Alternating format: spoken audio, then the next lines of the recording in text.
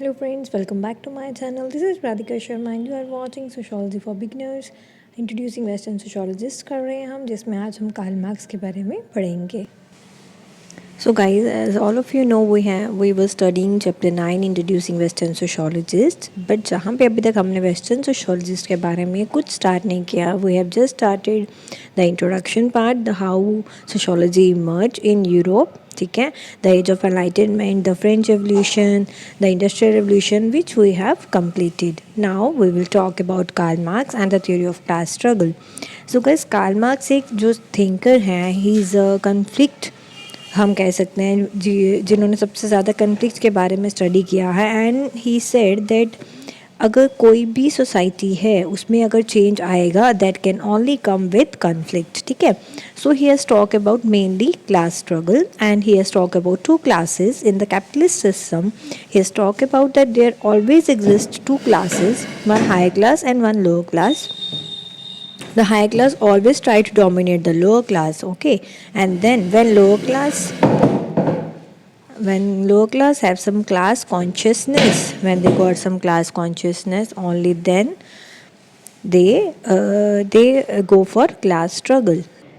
So, Karl Marx and theory of class struggle. Karl Marx is a social thinker, advocated an end to oppression and exploitation. Karl Marx ने हमेशा क्या कहा है, that there should be an end to oppression. Oppression कौन करता था? जो high classes होते हैं वो लोअर क्लास को ऑपरेस करती थी. Like the class in capitalist system which have all the resources, ठीक है, all the means of resource, means of production जो होल्ड करते थे, वही ऑपरेस करते थे, एक्सप्लॉइट करते थे. किनको? Those who don't have anything, those who were workers. ठीक है, तो Karl Marx always talked about class struggle, like always talk about two classes, higher class and lower class, and there will be class struggle, and only then there can will come change in the society. According to him, the progression of human society occurred through different stages of development. क्या बोला इन्होंने कि stages like the development कब होती है या किसी भी ह्यूमन सोसाइटी का प्रोग्रेस कब होता है, डिफरेंट स्टेजेस ऑफ डेवलपमेंट से मतलब हर एक सोसाइटी को डिफरेंट स्टेजेस से गुजरना पड़ता है for development. Every society moves from one stage to another. और वो कौन से स्टेजेस है जिसके बारे में उन्होंने बात की, that is primitive, communism, slavery, feudalism and capitalism. ठीक है, अभी we don't have to go in detail in these stages. In capitalism, there always exist the one class who owns all the means of production and the other class who owns nothing but their labor, and that is the working class. ठीक है, तो जब वो exploit करना शुरू कर देते हैं वर्किंग क्लास को, उससे क्या होता है, कहीं ना कहीं it will lead to class struggle. ठीक है, capitalism through oppression and exploitative created preconditions for an egalitarian future of society. कहीं ना कहीं इन्होंने अपनी कंडीशन से देन क्या आता है, capitalism through oppressive and exploitative. जब वो ज़्यादा एक्सप्लॉइटेड हो जाता है, ज़्यादा एक्सप्लॉइट करने लग जाते हैं कैपिटलिज्म में, जो वो हैं कैपिटलिस्ट लोग, जो जो वर्कर्स हैं उनको एक्सप्लॉइट करने लगते हैं. एक स्टेज आती है उनकी जब they become conscious of their work and they started struggling. So then there comes class struggle, and then there come an existing stage of egalitarian.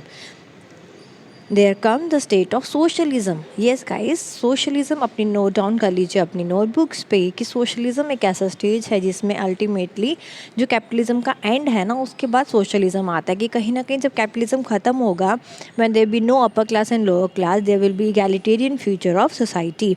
Classes in society are formed through historical processes shaped by transformations in the conditions of the production process and relation of existing classes to it. So इसमें ये क्या कहते हैं कि कैसे change आता है, through historical process जो पहले से चलते आ रहे हैं ना, जैसे मैंने बताया प्रिमिटिव, कम्युनिज्म, स्लेवरी, फ्यूडलिज्म, इसमें और capitalism specially modes of production plays a very important role. तो इसलिए यहाँ पे लिखा है इन्होंने, shaped by transformation in the conditions of production processes and relation of existing classes. कि अभी क्या रिलेशन है एग्जिस्टिंग क्लास का। Suppose if you talk about capitalist class, तो मीन्स ऑफ प्रोडक्शन का क्या रिलेशन है, प्रोडक्शन प्रोसेस का क्या रिलेशन है टू द एग्जिस्टिंग क्लास। वो relation of existing class to it, वो डिसाइड करता है कि सोसाइटी कैसी है। वैसे ही क्लासेस बनती हैं। मतलब अगर जिनके पास ज़्यादा रिसोर्सेज हैं या जो मोड ऑफ प्रोडक्शन को, प्रोडक्शन प्रोसेस को ओन करते हैं, that become the higher class. और जो प्रोडक्शन प्रोसेस को ओन नहीं करते हैं, जो प्रोडक्शन प्रोसेस से रिलेशन उनका कम है, वो बन जाते हैं हमारे वर्किंग क्लास। ठीक है, चेंज इसी से क्लासेस बन जाती हैं, higher class and lower class. Who owns nothing, जो कम प्रोडक्शन प्रोसेस में हिस्सा ले पाते हैं, वो मिडिल क्लास में आ जाते हैं। तो इसी तरह से जो है क्लासेस सोसाइटी में बनती आ रही हैं। Changes in the mode of production, the production technology and social relation of production develops conflict between different classes which results in struggle, जिसकी वजह से स्ट्रगल आता है। मैंने आपको अभी बताया कि ये क्या कह रहे हैं, जैसे ही मोड ऑफ प्रोडक्शन चेंज आता है, चेंज होता है, लाइक प्रोडक्शन टेक्नोलॉजी क्या होगी, मशीन्स एंड ऑल, है ना। ये जो ओन करता है, ये जो मतलब हाई क्लास वाले ओन करते हैं जब। और and the social relations of production, relation of production समझ गए ना, कि what is the relation of a particular class to the modes of production. Modes of production like agriculture कौन ओन कर रहा है, लैंड कौन ओन कर रहा है, प्रोडक्शन में और क्या क्या चाहिए होता है, मशीन्स कौन कौन ओन कर रहा है। ठीक है, तो वो बन जाती है हायर क्लास। जो नहीं कर रहा, उनका रिलेशन कैसा है ना, तो रिलेशन मीन्स वो क्या ओन कर रहे हैं या नहीं कर रहे हैं। ठीक है, वो मीन्स ऑफ प्रोडक्शन को ओन कर रहे हैं कि नहीं, या वो प्रोडक्शन प्रोसेस में इन्वॉल्व है कि नहीं, ये दिस इज़ द रिलेशन। इसी से कहीं ना कहीं क्या होती है, कन्फ्लिक्ट होती है between different classes which results in struggle. इससे क्लास स्ट्रगल होता है। This leads to conflict between already existing classes. The conflict between different class leads to class struggle that become the major driving force of change in society. और इसी से change आता है society में। देखो ना, जब दोनों को suppose higher class keep on exploiting the lower class, ठीक है, and they also in capitalist system, जब आप कार्ल मार्क्स के बारे में डिटेल में पढ़ेंगे, यू गॉट टू नो, उन्होंने क्या बताया है कि कैपिटलिस्ट सिस्टम में वो इतना ज़्यादा profit, the thing is main, उनका जो मेन मोटिव होता है that is to gain profit. ठीक है, जब higher class always want to gain profit out of the labour of the working class, so they don't bother what the working hours will be, what is what their salary would be, वो कुछ bother नहीं करते हैं। और इसकी वजह से जब ये चीज़ स्लेव्स को या ये जो वर्किंग क्लास है वो इस चीज़ के बारे में उनको पता चलता है, then there comes class consciousness and then definitely it will lead to, फिर वो क्या करते हैं, वो कन्फ्लिक्ट करते हैं कि हम ये काम नहीं करेंगे because you are taking surplus value to yours pockets, है ना। जो भी एक्स्ट्रा काम वो करते हैं वर्किंग क्लास वाले, उसका प्रॉफिट अल्टीमेटली किसको जाता था, कैपिटलिस्ट सिस्टम में, द हाई क्लास। ठीक है ना, तो उसी को ये कन्फ्लिक्ट बाद में जो है वो कन्फ्लिक्ट कहीं ना कहीं होता है। इन H era a particular kind of class struggle evolve between the oppressor and the oppressed. इसी तरह हर एक एरा में, मतलब हर एक हम बोल सकते हैं हर एक सोसाइटी में या हर एक टाइम पॉइंट ऑफ टाइम पे ये चीज़ होती ही होती है। ईच एरा, या प्रिमिटिव की बात कर लो, या कम्युनिज्म की बात कर लो, या किसी भी एरा की बात कर लो। ठीक है, कहीं ना कहीं एक क्लास होती है जो ऑपरेसर होती है और एक होती है जो ऑपरेस्ड होती है।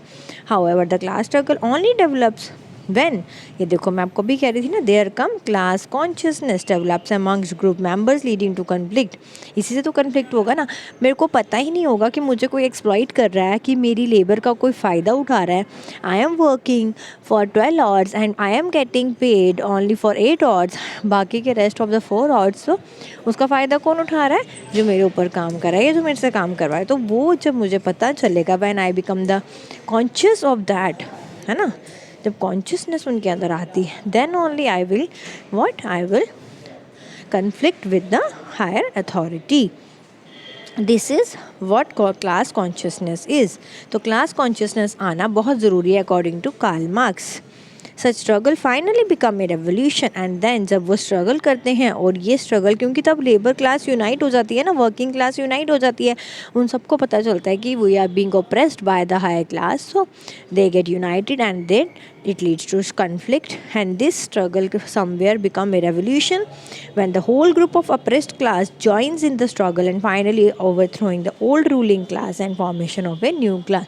इसी से क्या करते हैं वो जब इकट्ठे हो जाते हैं सब और रेवोल्यूशन होता है, और इस रेवोल्यूशन से क्या होता है, जो ओल्ड रूलिंग स्ट्रक्चर चलता आ रहा है जैसे कैपिटलिस्ट सिस्टम, वो भी ख़त्म हो जाएगा और नया सिस्टम जो है वो एग्जिस्ट करता है सोसाइटी में।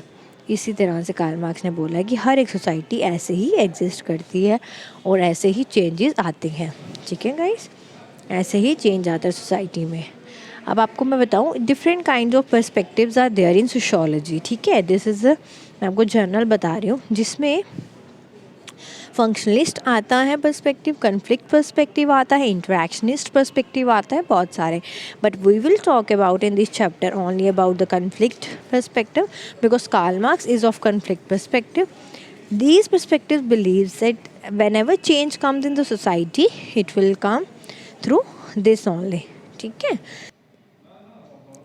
सबके अपने अपने पर्सपेक्टिव हैं डिफरेंट थिंकर्स के। जैसे कार्ल मार्क्स का थोड़ा कन्फ्लिक्ट पर्सपेक्टिव है, क्लास स्ट्रगल के बारे में बात की है। इमानुएल दुर्खेम ने डिवीज़न ऑफ लेबर के बारे में बात की है कि कैसे हर सोसाइटी में डिवीज़न ऑफ लेबर एग्जिस्ट करता है। ठीक है, डिवीज़न मीन्स कि हम कैसे डिवाइड करते हैं काम को। ठीक है, division of labour is there. वैसे ही अगर आप मैक्स वेबर में पढ़ेंगे तो मैक्स वेबर जी ने बहुत अच्छे वर्क्स किए, जैसे ब्यूरोक्रेसी आ गया ना, ब्यूरोक्रेसी और ह्यूमन एक्शंस के बारे में इन्होंने स्टडी किया है।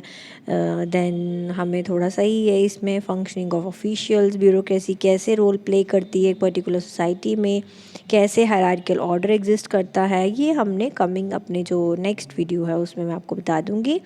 Reliance on written document, office management, conduct in office, किस तरह से ये चीज़ें वर्क करती हैं अकॉर्डिंग टू मैक्स वेबर। तो 3 important thinkers are there, Max Weber, Emmanuel Durkheim and Karl marks.